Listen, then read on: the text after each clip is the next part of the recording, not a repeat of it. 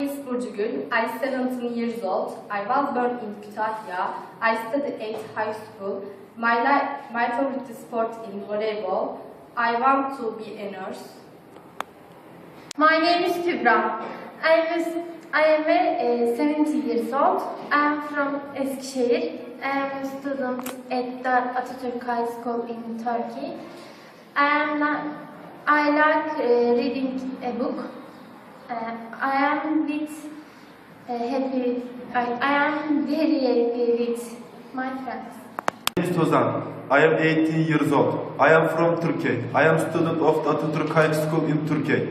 I am a good rap musician. I like playing football.